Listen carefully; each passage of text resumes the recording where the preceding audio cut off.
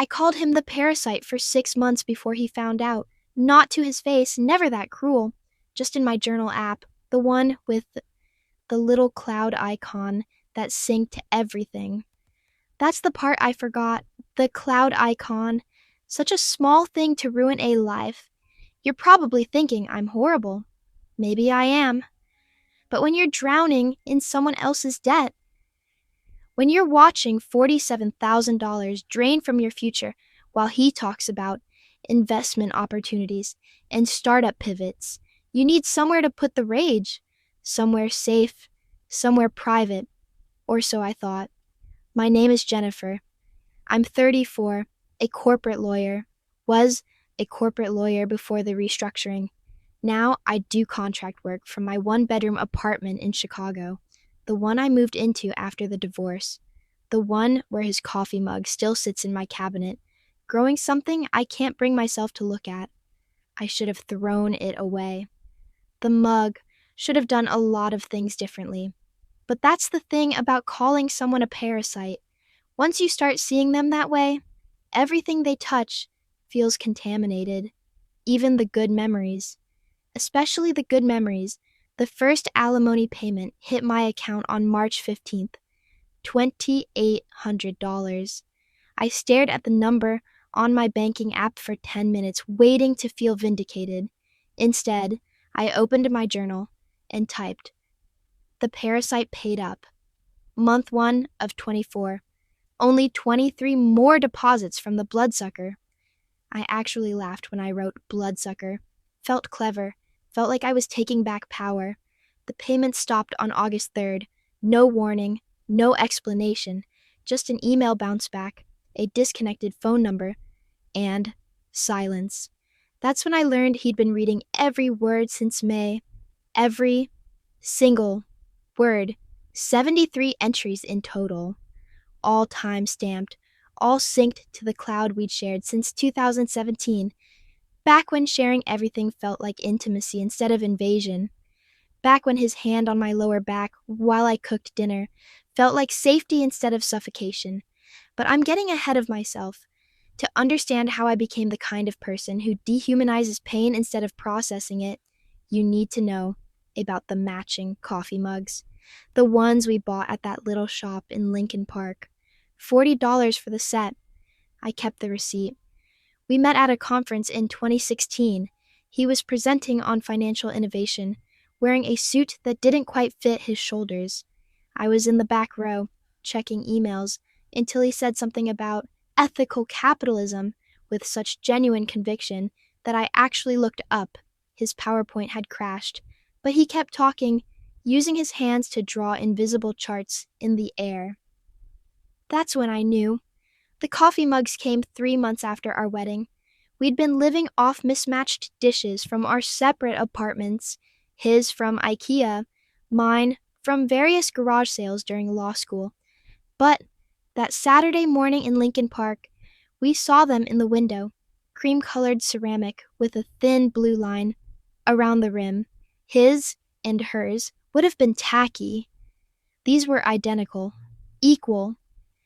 $40 for 2 mugs, he'd said, but he was already pulling out his wallet. "It's an investment in our morning ritual," I told him, and he kissed me right there on North Avenue in front of all the Saturday shoppers. Our mornings had a rhythm. I'd wake up at 6:15, start the coffee, always dark roast, always too strong for him, but he never complained. He'd stumble out at 6:30, hair sticking up like a teenager's. I'd hand him his mug, all ready, with 2 sugars stirred in, and he'd wrap his arm around my waist while we stood at the kitchen window, watching the neighbor's tabby cat patrol the fence line. "Mrs. Patterson's put out new lawn ornaments," he'd say, pointing at the garden gnomes that seemed to multiply weekly. "That's the 3rd gnome this month. I think she's building an army. Should we be concerned?" Deeply. These were the conversations that made a marriage, not the big declarations, the small stuff, the way he'd read interesting paragraphs aloud from whatever article he was reading on his phone, his free hand absently playing with the hem of my sleep shirt, the way I'd steal bites of his toast even though I had my own. the kitchen towel we'd both reach for at the same time, ending up in a mock tug of war that always ended with him spinning me into his chest. God, we were nauseating. Sarah said so at our dinner parties, but she was smiling when she said it. "You two make the rest of us look like we're phoning it in," she'd say, watching as he automatically refilled my wine glass before his own, how I'd unconsciously lean into him when he talked. He had this thing about my lower back. Not sexual. Well, not always. Just protective. Possessive in the way that felt like belonging. His hand would find that spot right above my hip when we were cooking together, when we were walking through crowds, when we were standing in line at Whole Foods debating whether we really needed organic butter. "It's $3 more," I'd point out. "But taste the difference," he'd counter, his thumb making small circles against my spine through my shirt. We always bought the organic. The newspaper was his domain, still got it delivered, even in 2018, because he liked the ritual of it. The thud against the door at 5:45 a.m. He'd retrieve it in his boxers and tube socks, no matter the Chicago weather. I'd find him at the kitchen table, sections spread out like territory to be conquered, reading glasses perched on his nose, even though he only needed them for fine print. "Listen to this," he'd say, and I'd listen, not to the article about city council budgets or tech innovations, but to the excitement in his voice. The way he still believed things could be better. Systems could be fixed. People were essentially good. He folded fitted sheets properly. I still don't know how.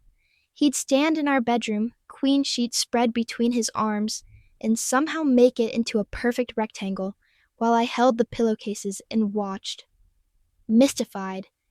"It's just about finding the corners," he'd say. "The corners are lies," I'd reply. "Fitted sheets are chaos." But he'd fold them anyway, neat squares in our linen closet that I'd inevitably destroy when I grabbed towels. We had sex in every room of that apartment. Sorry if that's too much information, but it matters.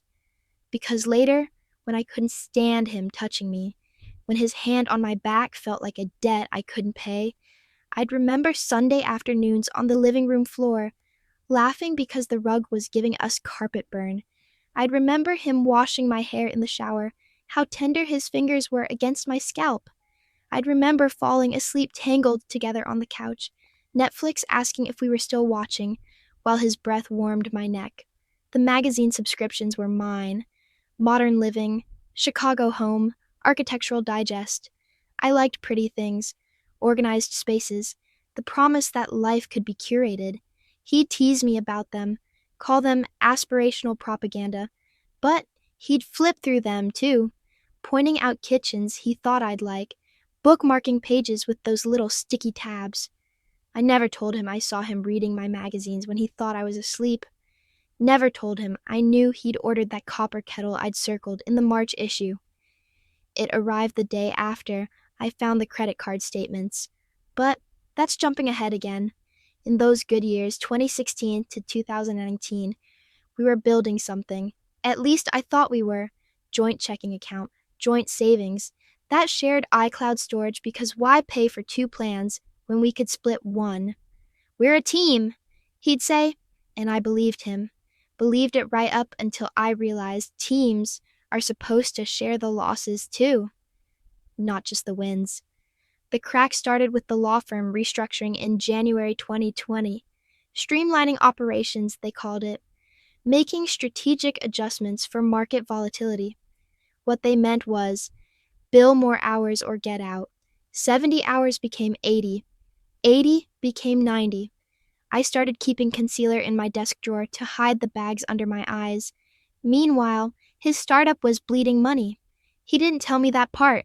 I had to figure it out from the silences, the way he'd close his laptop when I walked into the room, the way he stopped talking about the big Series A round that was always just one meeting away. "How was your day?" I'd ask. "Fine. Productive. You?" "Fine. Busy." We became a couple who spoke in status updates. The credit card statements started hiding themselves. Not literally. He was hiding them. Under magazines, between books, folded into the newspaper sections he knew I never read. I found the first one by accident in February, looking for a modern living issue I wanted to show Sarah. $4,700 to something called Strategic Consulting LLC. "What's this?" I asked, holding the paper. He looked up from his laptop, that little muscle in his jaw twitching. "Investment in the business. It's handled." "Handled how?" "Just handled, Jen. You're stressed enough with work. Let me manage this side." That became his refrain. "You're stressed. Let me handle it." As if stress was something you could delegate. As if I was too fragile to know what was happening with our money. My money, since I was the only one bringing any in. The touching changed, too. Still constant, but different. His hand on my lower back felt heavier, like he was trying to anchor himself through me. When I'd cook dinner, because I always cook dinner now, too tired to argue about whose turn it was, he'd come up behind me, arms around my waist, face buried in my neck. "I need you," he'd whisper, and I'd feel the weight of that need like a stone in my stomach. Sex became another chore on my list. Tuesday nights, Saturday mornings, like a scheduled meeting I couldn't decline. Not that he was forceful. God, no, just persistent. Puppy dog eyes when I said I was tired. That little sigh when I turned away in bed, the way he'd say, "We haven't been intimate in 2 weeks," like he was presenting evidence in a case. Intimate. That word started to feel like sandpaper. March brought more statements. Strategic Consulting LLC, Executive Coaching Partners, Business Innovation Group. All vague, all expensive, all handled. Sarah noticed at our monthly wine night. "You look exhausted." "Just work." "And Jake?" I poured another glass instead of answering. "Jen. He's trying to fix everything by throwing money at it. Money we don't have." "Have you talked to him?" "He says I'm too stressed to deal with it."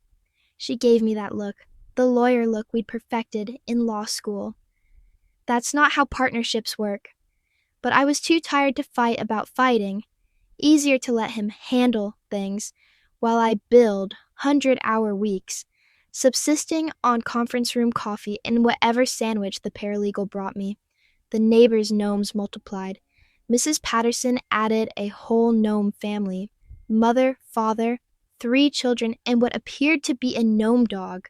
Jake and I stopped joking about them, stopped standing at the window together. I'd take my coffee to the bedroom to drink while getting dressed. He'd take his to the living room, laptop already open at 6:45 a.m. The kitchen towel, the one we used to play tug of war with, developed a wine stain from a glass I'd knocked over reaching for my phone. Neither of us bothered to replace it. It hung there on the oven handle, pink splotched like a bruise, while we moved around each other in practiced choreography. Never touching, never colliding, like magnets with matching poles. "I've got that thing tonight," he'd say. "What thing?" "Networking. Could lead to funding." Always could. Never did. By April, I was keeping my own mental tally. 4,700 in February, 8,000 in March, 12,000 in April. Strategic Consulting LLC was getting rich while we circled toward bankruptcy. But I smiled, nodded, let him handle it. Tuesday, May 12th, 8:47 p.m. I know the exact time because I'd been watching the microwave clock, counting down the minutes until I could reasonably go to bed without another "we need to reconnect" conversation. The kitchen smelled like reheated Thai food. Pad C.U. from the place on Clark Street, the one that knew our order by heart. He was at the kitchen counter, laptop open, fingers flying across the keyboard with the kind of energy I hadn't seen in months. "This is it," he kept muttering. "This is the one." I was washing dishes. The wine glass from dinner, my 3rd glass because that's what it took now, slipped a little in my soapy hands, but I caught it, set it carefully in the drying rack. That's when I saw the folder, brown manila, edges soft from handling, partially hidden under his laptop bag. One corner of a paper sticking out. I recognized the Chase logo. "What's that?" I asked, hands still dripping. What's what? He didn't look up. The folder. His fingers stopped moving. Just for a second, but I saw it. Just paperwork. I reached for the folder. He reached too, but I was closer. Jen, don't. But I was already opening it. Statement after statement. Some I'd seen, many I hadn't. Strategic Consulting LLC, Executive Partners International, Quantum Business Solutions. The numbers blurred together until I found the summary sheet he'd made, his neat handwriting in blue pen. $47,000. $47,000? I said it out loud, like maybe hearing it would make it make sense. It's an investment in our future. These consultants, they have connections. $47,000, Jake. Once the funding comes through, there is no funding. The words exploded out of me. There's never been funding. There's just you hemorrhaging my salary into these, I held up a statement. Quantum Business Solutions? What does that even mean? You wouldn't understand. You don't know how entrepreneurship works. I understand debt. I understand that I've been killing myself at that firm while you've been, what? Playing startup founder with my money? Our money, my paychecks, my bonuses that you've burned through for what? Some consultants who probably saw you coming a mile away? He stood up, chair scraping against the floor. At least I'm trying to build something. You think I want to live off my wife's salary forever? Then get a job. This is my job. No, this is your fantasy, and we're $47,000 in debt for it. It's not debt, it's debt, Jake. It's debt with interest. It's debt that's destroying us. And you're just sitting here, typing away like everything's fine, like you haven't turned into some kind of, the word was right there, had been building for months.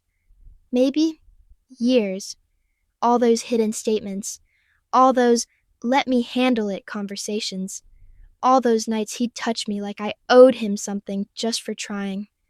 Some kind of what? His voice was quiet now. Dangerous. Some kind of financial parasite. The kitchen went silent. Even the refrigerator seemed to stop humming. His face did something I'd never seen before, like all the muscles released at once, leaving nothing but bone and disappointment. A parasite, not a question, a confirmation.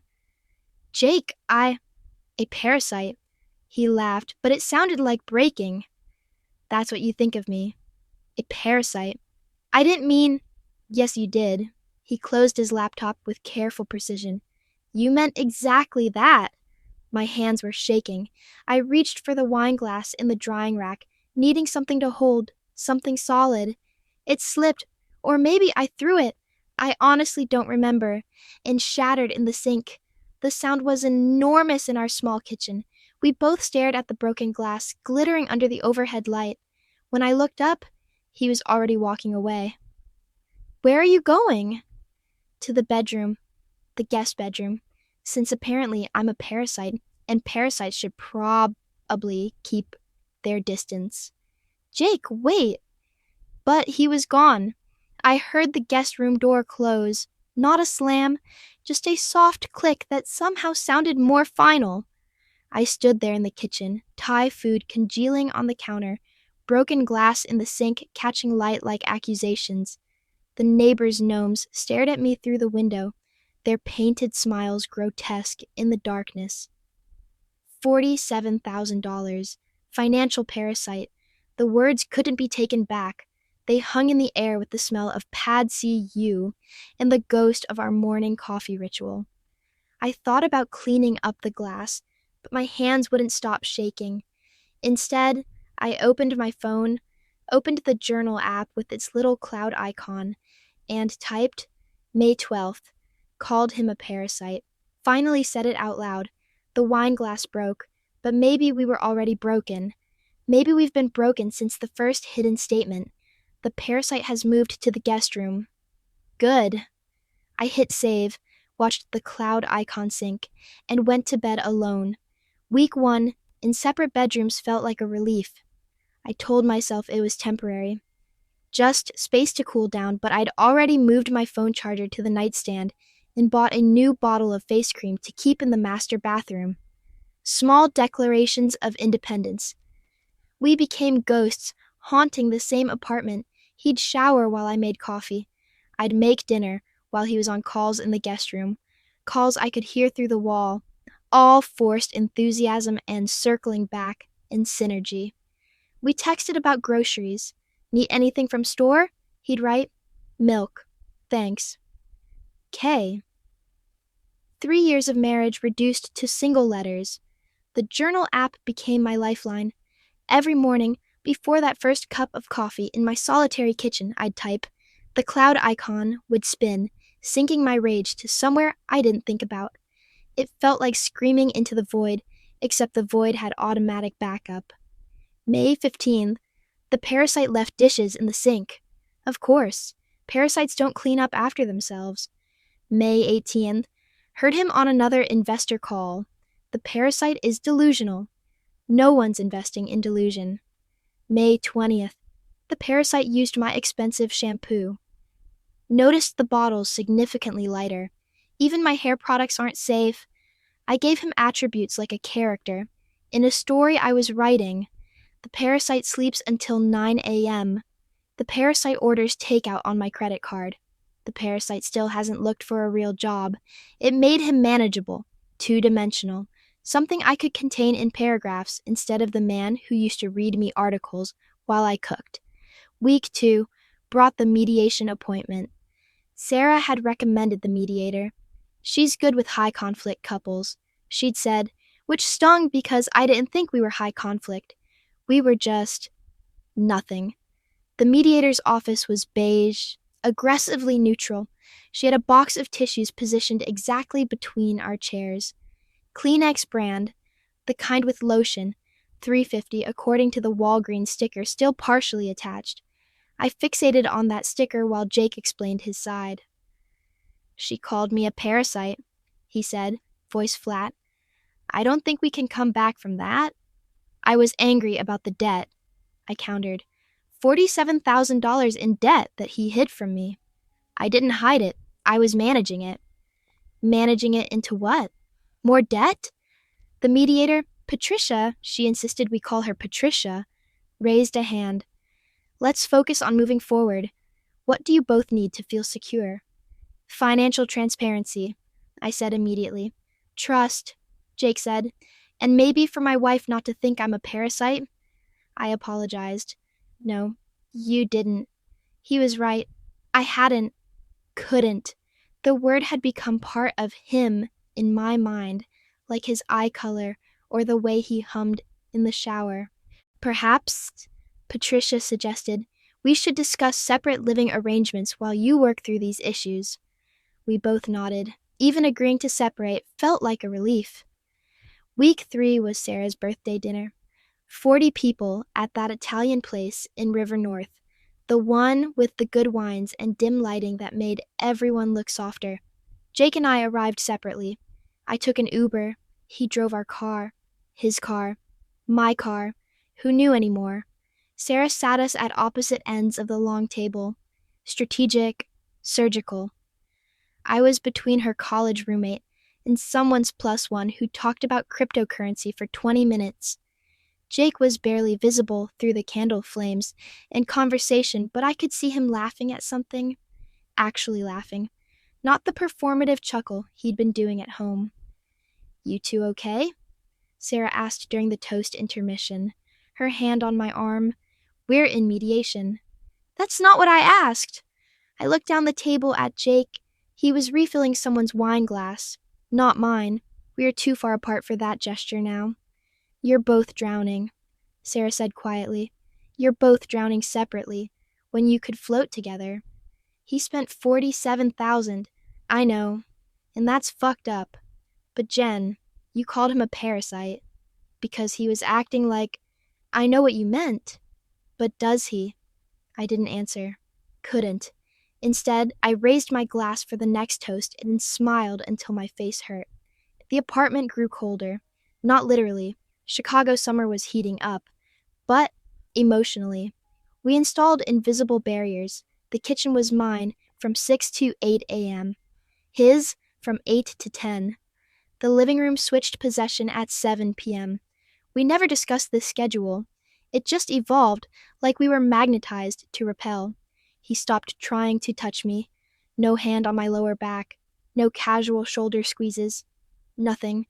The absence felt like losing a limb I hadn't realized I'd been leaning on. June arrived with more credit card statements. He wasn't hiding them anymore. They sat on the counter like surrender flags. The consulting charges had stopped, but the interest hadn't. Compound interest, the kind that feeds on itself like a parasite. I documented everything in my journal. June the 3rd. The parasite's debt is now $52K with interest. My salary can't keep up with his mistakes. June 8th. The parasite made pasta for dinner. Didn't offer me any. Fine. I don't want parasite food. June 12th. Saw the parasite's LinkedIn. Still lists himself as CEO and founder. Of what? Debt? The journal became my evening ritual. Wine, couch, phone, typing until my thumbs hurt. The cloud icons spinning, saving everything. I wrote about the gnomes next door, now an entire village, about how the kitchen towel's wine stain had faded to pale pink, about finding one of his socks in my laundry and throwing it away instead of returning it. I wrote about the good times too, but past tense. Like obituaries. We used to make Sunday pancakes. We used to share the newspaper. We used to be in love. Each memory carefully dated, filed, synced. My therapist would have called it processing. Sarah called it obsessing. Jake didn't call it anything because he didn't know. Or so I thought. June 18th. The parasite left coffee grounds in the sink, probably expecting me to clean them. Parasites always expect others to clean up their messes. June 22nd. Father's Day. The parasite doesn't have kids. Thank God. Imagine parasites reproducing. June 25th. The parasite is wearing the shirt I bought him last Christmas. Looks better on him than I want to admit. Still a parasite, though. I documented his investor calls that went nowhere, his networking events that yielded nothing, the way he'd stopped shaving regularly, stubble making him look older, defeated. Part of me felt satisfied. Part of me, a part I wouldn't acknowledge even in the journal, missed the man who used to draw invisible charts in the air with passionate hands. 4th of July came and went. No barbecue, no fireworks together. I went to Sarah's rooftop party. He went somewhere. I didn't ask where. The apartment was mine for 6 hours, and I spent them drinking wine and writing. July 4th. Independence Day. Ironic. Still financially dependent on the parasite's debt. Still married to the parasite. Where's my independence? The mediation sessions continued. Patricia's tissue box, always that same 350 box, between us like a referee. We discussed dividing assets. What assets? Alimony. With what money? The apartment lease. 8 months left. I think, Patricia said during session 4, you need to consider whether this marriage is salvageable. It's not. Jake said immediately. She sees me as a parasite. You can't unsee that. I wanted to protest, to say, people change their minds, forgive, forget. But my phone was in my purse, full of entries that proved him right. 73 entries by then, though I hadn't been counting. He had, apparently. He'd been counting everything. Then, let's discuss next steps, Patricia said, sliding a new box of tissues between us. Same brand, same price sticker. Some things at least were consistent. My therapist's office was nothing like Patricia's aggressive beige. Dr. Chen had plants everywhere. Succulents on the windowsill, a fiddle leaf fig in the corner, something vine-like trailing from a bookshelf. Made you feel like you were confessing in a greenhouse. So you've been journaling, she said. Week 2 of July, after I'd explained the separation. It helps, getting it out. Getting what out? The anger, the disappointment. And you write about Jake? I write about the situation. She did that therapist thing where they let silence do the heavy lifting. I counted leaves on the nearest succulent. 17. I call him the parasite, I finally admitted, in the journal. Not to his face. Why that word specifically? Because that's what he is. Was. Taking my money, my energy, giving nothing back. Parasites don't give anything back? By definition, no. What about emotional support, companionship? That sock you found in your laundry, how did it get there? Those aren't the same as $47,000. No, she agreed, they're not. But you didn't call him the debtor or the spender. You chose parasite. That's a very specific kind of taking. I stared at the vine plant, the way it wrapped around its little trellis, holding on and reaching up simultaneously. He stopped seeing me, I said suddenly, not literally, but he stopped seeing that I was drowning too. Every time I tried to talk about the stress at work, about the money, he'd just say he'd handle it. Like my only job was to keep earning while he handled. But I didn't want him to handle it. I wanted him to see it, to see me struggling. And instead he tried to fix it by making it worse. She wrote something in her notebook. When did you feel most seen by Jake? The answer came immediately, embarrassingly. When he'd read me articles, random stuff from the newspaper, he'd get excited about something.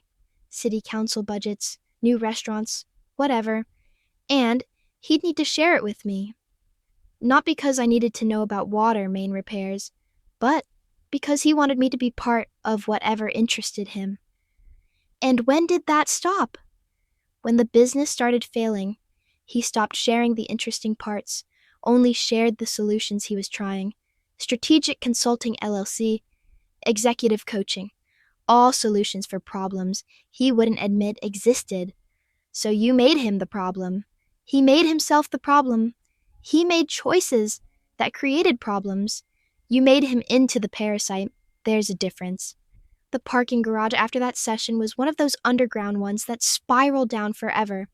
I sat in my car at level P3, parking ticket in my hand, the kind that charges you $12 for the first hour, 20 for 2. Healthcare parking, the biggest scam after healthcare itself. But I sat there, engine off, staring at that ticket, in thought about what Dr. Chen had said, about the difference between creating problems and becoming the problem, about wanting to be seen struggling versus wanting to be saved from struggle. Jake had tried to save me, save us, in the stupidest, most destructive way possible, but the impulse had been to protect, not to drain. A parasite takes, with no regard for the host. Jake had been trying to give. He'd just been giving us more debt instead of partnership. I opened my journal app, thumb hovering over the keyboard. The cloud icon seemed to pulse, waiting. I closed it without typing anything. The parking ticket cost $32. I'd stayed past the second hour, sitting in that concrete cave, recognizing something I didn't want to recognize. I hadn't wanted a husband who solved everything. I'd wanted a husband who could sit with me in the mess and say, "Yeah, this sucks. What do we do?" Instead, I got $47,000 in debt and 73 entries calling him a parasite. We met at the Starbucks on Michigan Avenue on July 20th. Neutral ground, public enough that we'd both behave, private enough with the ambient noise and laptop crowd. He was already there when I arrived, sitting at one of those tiny round tables near the window, 2 coffees waiting. He'd ordered mine. Oat milk latte, extra shot, no sugar. 3 years of marriage, and he still knew my order. "Thanks," I said, sitting down. The chair wobbled. Everything felt unstable. "We need to talk about next step," he said. No preamble. We'd become efficient in our dissolution. Patricia sent the paperwork. I saw it. The coffee was too hot, but I drank it anyway, needing something to do with my hands. Around us, normal people were having normal conversations. First dates, business meetings, friends catching up. We were ending a marriage over corporate coffee. "The alimony terms," he started, then stopped. took a breath. I know you think that I wasted everything, but I'm going to pay you back. Jake? $2,800 a month for 2 years.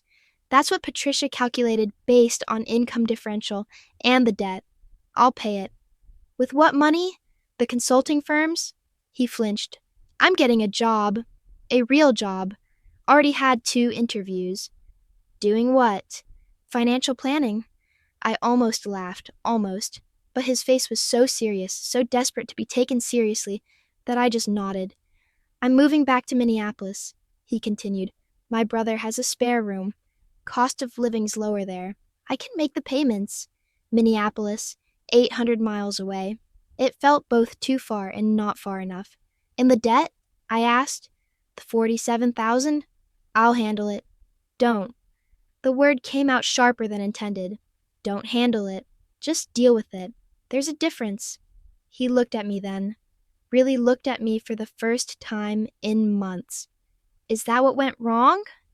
I tried to handle things instead of dealing with them? Part of it. What's the other part? I thought about the journal entries, the parasite sleeping late, the parasite's delusions. 73 entries of dehumanization, all synced to the cloud we still shared. I stopped seeing you as a person, I said quietly. I turned you into a problem to be solved, and I turned you into a safety net. We sat with that truth between us, heavier than the tiny table could hold. My coffee had cooled to drinkable temperature. His sat, untouched, black, like he always took it, even though I knew he preferred it with sugar. One of those tiny marriage lies we tell to seem simpler than we are. We're financially incompatible life partners, I said. The words felt clinical, like a diagnosis. That's one way to put it. How would you put it? He spun his coffee cup slowly, watching the liquid swirl. I'd say we confused partnership with possession. You possessed the income. I possessed the dreams. Neither of us knew how to share. A businessman at the next table took a loud conference call. We waited while he discussed quarterly projections, grateful for the interruption. When he finally hung up, Jake stood. I'll sign the papers tomorrow. File them with the court. Patricia said it takes about 60 days to process. Okay. The first payment will come August 1st. Direct deposit. Okay. He extended his hand across the tiny table.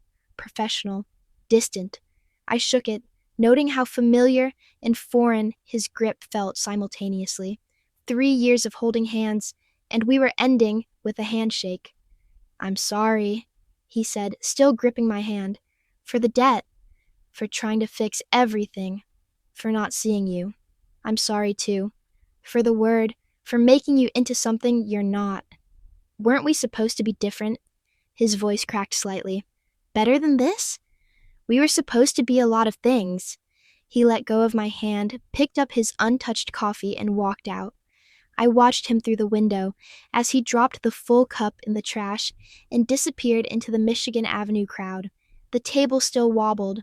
I folded a napkin and wedged it under the short leg, steadying it. Such an easy fix, if only everything else had been that simple. August 1st, the payment hit my account at 12:01 a.m. I know because I was awake, watching my banking app like it might disappear if I looked away. $2,800. Direct deposit from Jay Sullivan. Not Jake. Not my ex-husband. Jay Sullivan. Like a stranger paying a debt. I screenshot the confirmation. Sent it to Sarah with a wine glass emoji. She replied with a thumbs up at 12:03 a.m. because she was also awake, probably also drinking wine, probably also wondering how we'd all ended up here. The apartment felt bigger without him, emptier, but not empty. His coffee mug still sat in the cabinet. The kitchen towel, with its faded wine stain, still hung on the oven handle. The guest bedroom still smelled like his deodorant. Ghosts of a marriage that haunted specific corners. I kept journaling. Couldn't stop, really. The habit was embedded in my evening routine, like brushing teeth or checking the door locks. Wine, couch, phone, journal. The cloud icon spinning its endless sync. August 1st, first parasite payment received. Only 23 more months of freedom fees. August 5th. Saw the parasite's LinkedIn. Updated to Minneapolis location. Good.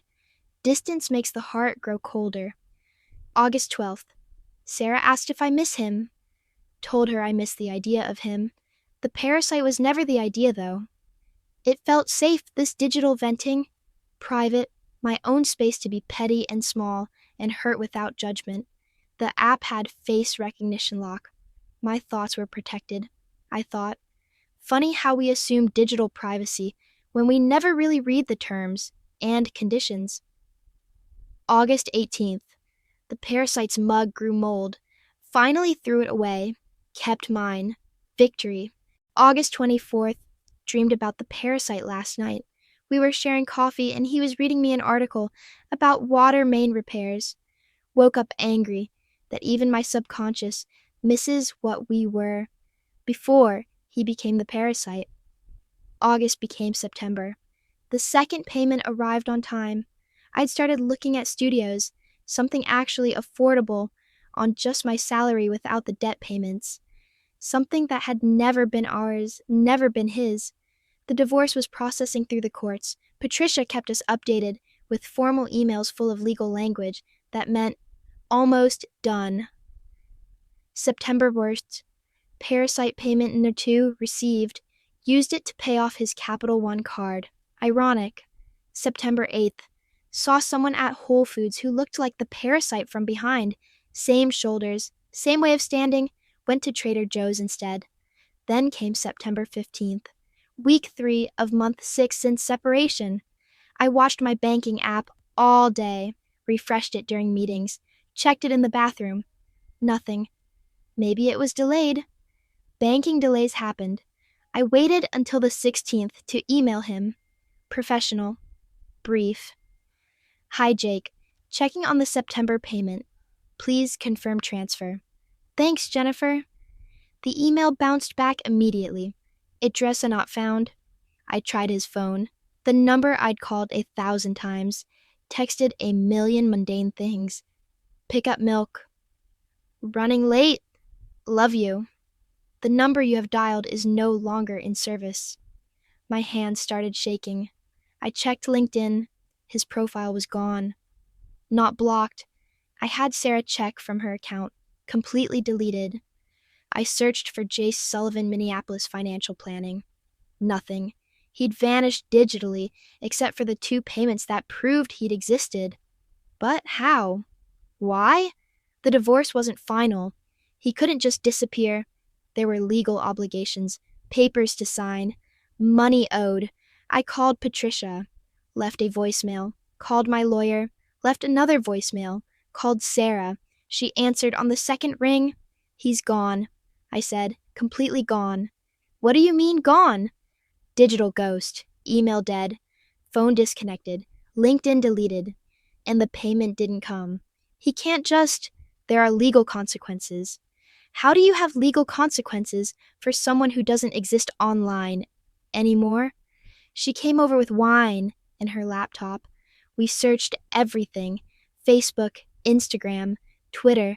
Accounts I didn't even know he'd had were all deleted. The only traces were cached Google results that led to 404 errors. This is insane, Sarah kept saying. People don't just vanish. But he had. And the only explanation that made sense was also the one that made no sense. He'd found something. Something that made him cut everything off. Something that justified, in his mind, complete disconnection. It wasn't until September 20th that I remembered the cloud storage. Such a stupid thing to forget. We'd set it up in 2017 when we got engaged, back when sharing everything felt romantic. Photos, documents, passwords, unified digital life for a unified couple. I opened my journal app at 2 a.m., unable to sleep, needing to write about the sick feeling in my stomach. And there it was, tiny and innocent at the top of the screen, the cloud icon, syncing. It had always been syncing. To our shared storage, the one I'd never removed him from, the one he'd had access to for every single entry, all 73 of them. October arrived with investigations. My lawyer, Patricia, even a private investigator, Sarah, insisted on hiring with her own money.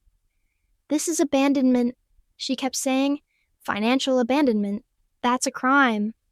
But you can't find someone who knows how to disappear digitally. Someone who's deleted every trace except the legal ones that take months to surface. The court had an old address in Minneapolis. His brother claimed he'd never arrived. The new job he'd mentioned?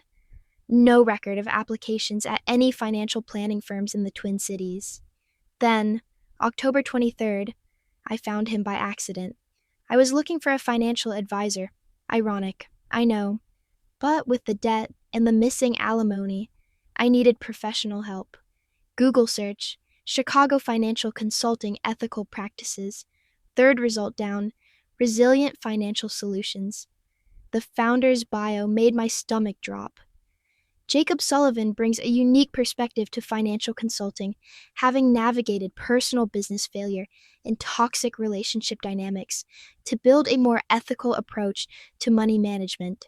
His philosophy centers on financial transparency and emotional intelligence, helping clients avoid the pitfalls that destroy both businesses and marriages. Toxic relationship dynamics. His new website was polished. Professional headshots where he looked healthier than he had in months. Client testimonials about his honest approach and understanding of failure. A blog post titled "When Love Becomes Leverage: Recognizing Financial Abuse in Marriages." Financial abuse. He was calling what happened financial abuse, not his $47,000 in hidden debt. My reaction to it: I screenshot everything before it could disappear again. His new business address was in Lincoln Park, our old neighborhood. He'd never left Chicago. November 3rd, Whole Foods, on North Avenue. I was buying wine, always buying wine these days, when I saw him buy the organic produce. But it wasn't just him. She was tall, auburn hair, in one of those messy buns that takes an hour to look that effortless. Yoga pants, and a Northwestern sweatshirt. She was holding the reusable bags while he pushed the cart, and they were laughing at something on his phone. Really laughing, the kind that makes you bend forward and grab the other person's arm. I watched from behind a display of pumpkins, feeling like a stalker. Like the parasite I'd named him. She touched his lower back as they moved toward the cheese section, that spot above his hip where his hand used to rest on me. He turned into her touch, natural as breathing, and whispered something that made her laugh again. They moved like a couple who'd never been broken, who'd never hidden credit card statements or called each other parasites or slept in separate bedrooms. They moved like we used to. Before everything became about money and managing and handling, she picked up the expensive butter, the organic one we used to debate about, and tossed it in the cart without discussion. He added 2 more, no negotiation, no mental math, just shopping. I should have left, should have abandoned my basket and run. But I followed at a distance, watching them select items like it was a documentary about functional relationships. They had a rhythm. She'd hold up options, he'd point at one, she'd nod or shake her head. They'd compromise or laugh. Democracy in the dairy aisle. At checkout, she paid, didn't even discuss it. Just inserted her card while he bagged. He used paper bags, arranged items by weight and temperature zones, the way I'd taught him years ago. Some habits survived everything. As they left, she said something that made him stop completely. Right in the automatic doors, he set the bags down, framed her face with both hands, and kissed her. Not passionate, not performative, just present, like he had nowhere else to be but right there, holding her face in the Whole Foods entrance while people navigated around them. I thought about the journal entries, all 73 of them, how he'd read every word of me calling him the parasite while trying to rebuild himself. How he'd sent 2 payments even after reading how I celebrated throwing away his moldy mug. How he'd disappeared not from spite, but from self-preservation. The expensive butter in my basket cost $7. I bought it anyway.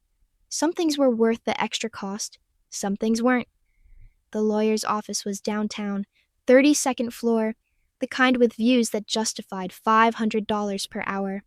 My lawyer, David Chen, not related to my therapist, just cosmic irony, had printed everything.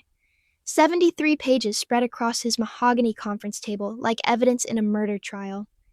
He's claiming emotional distress, David said, his pen clicking 5 times before he continued. Severe emotional distress that nullifies the alimony agreement. Based on what? Based on these. He gestured at the papers, each entry time-stamped, organized chronologically.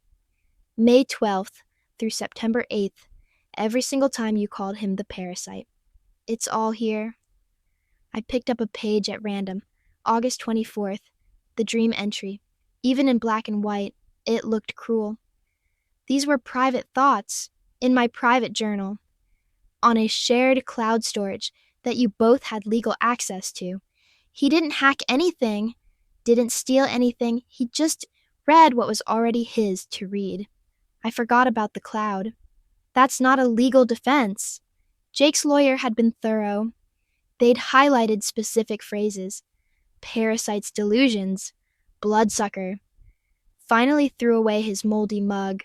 Victory. Each highlight a small yellow accusation.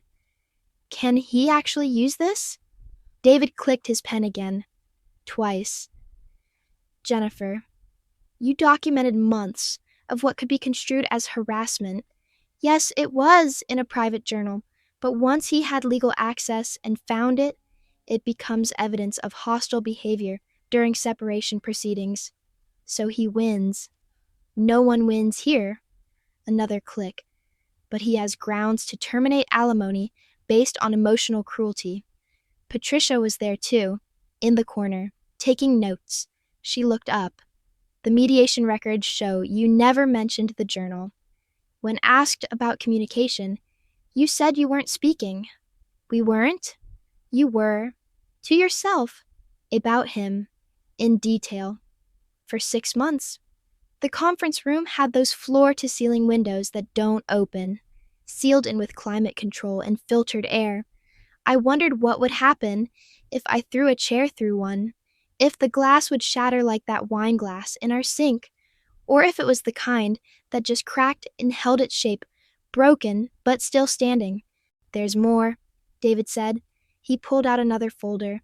Jake's counter evidence, the new business incorporation papers, client contracts, bank statements showing income. He's claiming the journal entries damaged his professional reputation, made it impossible to work in Minneapolis, forced him to rebuild under extreme psychological distress. But no one else saw them? He saw them, for months, apparently, while still sending alimony payments, while trying to rebuild his life, reading about being called a parasite, a bloodsucker, reading about his mug growing mold, and you celebrating throwing it away. I thought about seeing him at Whole Foods. How happy he'd looked. How human. What does he want? To be done. No alimony. Clean break. Sign here. It all goes away. The papers were straightforward. Mutual release of all claims. No admission of wrongdoing. Just done. You can't sue someone for reading the truth, I said quietly. What? That's what you're about to tell me, isn't it? I can't sue him for reading what I wrote. Can't force alimony from someone I systematically dehumanized. David set down his pen. Jennifer, dehumanizing pain doesn't make you human. It makes you alone. The words came out like a confession. That's what this is about. I turned my pain into a weapon, but the only person I shot was myself. Patricia spoke from her corner. That's very insightful. It's very expensive insight. $500 an hour to learn I'm the villain in my own story. I signed the papers with Jake's old pen, the one he'd left in the apartment.